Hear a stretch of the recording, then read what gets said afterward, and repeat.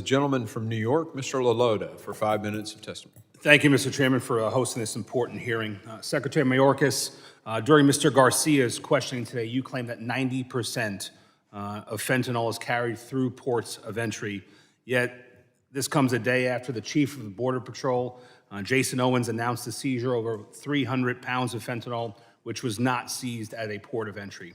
In fact, the Border Patrol seized a record number of fentanyl between ports of entry last year, about 2,800 pounds. Mr. Chairman, I would like to enter into the record Chief Owens' social media post regarding this week's fentanyl seizure. I'll read for you, Chairman. Without objection, so ordered. According to the CDC, over 150 people die every day from overdoses related to synthetic opioids like fentanyl. Yesterday, USPB agents in Nogales and Wilcox, Arizona, interdicted 2 smuggling loads consisting of over 304 pounds of fentanyl worth over $1.9 million.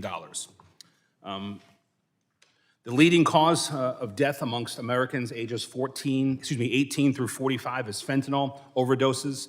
This addictive drug is responsible for nearly 70% of the United States' 107,000 plus drug overdose deaths in the past year. It is 50 times stronger than heroin and 100 times stronger than morphine. Mr. Secretary, I think one of the biggest threats to Americans in every corner of this country is fentanyl. Do you agree, Secretary Mayorkas? I do, Congressman.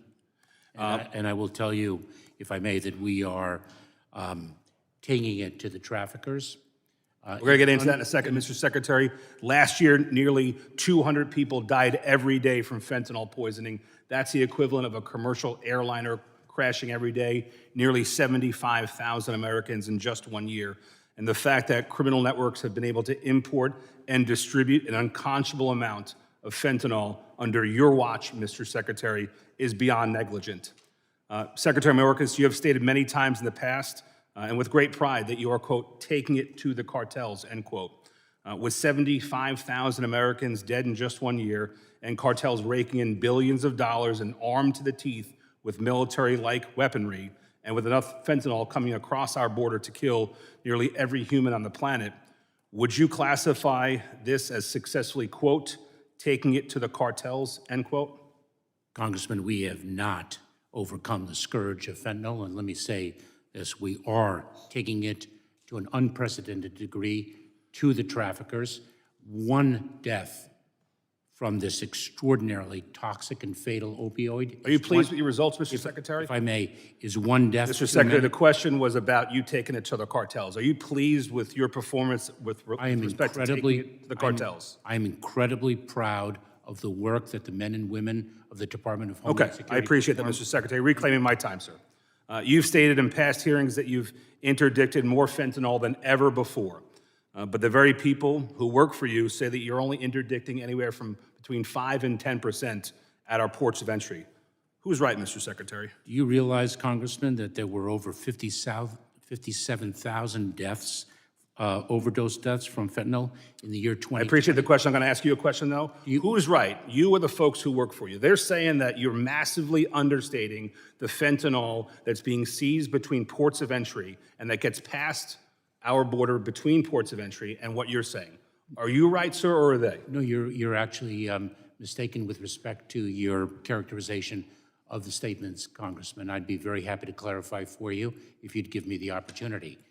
The fact that we are interdicting an unprecedented amount of fentanyl does not mean that the scourge of fentanyl is diminished.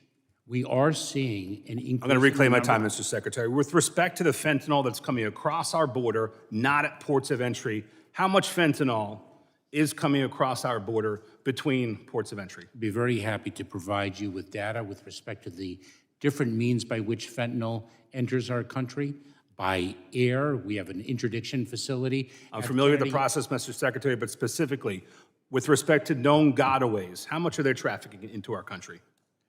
Congressman, I would be very, very pleased to provide you with whatever data you inquire about. We certainly are providing this committee with a tremendous amount of data with respect to all of the mission sets that we perform.